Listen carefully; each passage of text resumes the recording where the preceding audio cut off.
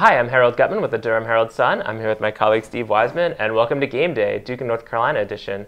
Both teams 2-0 entering this week, undefeated since we started doing these videos. So I'll take the credit for it. There's that. Both teams kind of took care of their opponents last weekend. Steve, you were down at Troy. What were the biggest takeaways from Duke's win there? Yeah, I mean, they got off to a really slow start on the road, first road trip of the year. In an unfamiliar environment, they had to stay an hour away and bus into Troy, which is kind of in the middle of nowhere. So it was different, and they said they kind of threw them off kilter a little bit. But once they, kind of realized they were behind 14-3, the veterans on the team were like, "Hey, this is not who we are. We're a better team than this." They were able to turn around and play really well the rest of the game and win convincingly.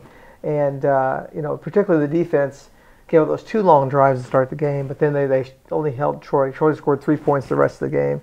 They got a lot of pressure, stopped them on a couple of 4th downs. So not a perfect performance by any stretch, but when you go on the road and win, it's what you want, and I think they're happy with that.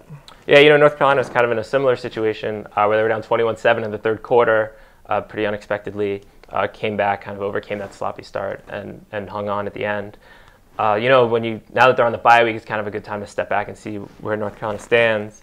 The best thing you can say about them is that they're 2-0. Other than that, there's a lot of questions. They haven't looked good at all. They fell out of the AP Top 25, deservedly so, in my opinion. Just from they won their game, the second game especially, barely.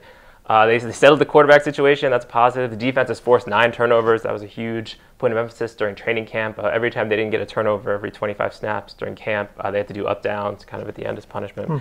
So that's worked out well. However, if you look at the San Diego State game as an example, they got the 3 turnovers, the pick 6 for the second week in a row, but they also gave up 500 yards. At home, that's not what you want to see. So there's a lot of stuff like that. Like there's some positive, there's also a lot of negative. It'll be really interesting. Their schedule coming up after the bye: at East Carolina, at Clemson, home against Virginia Tech, at Notre Dame. I think obviously we'll learn a lot after those 4 weeks. You always figured East Carolina is obviously going to be a tough test. Same with that Clemson. The Notre Dame and Virginia Tech games suddenly seem like they've gotten a lot harder after what happened last Saturday as well. So that'll be a real good test.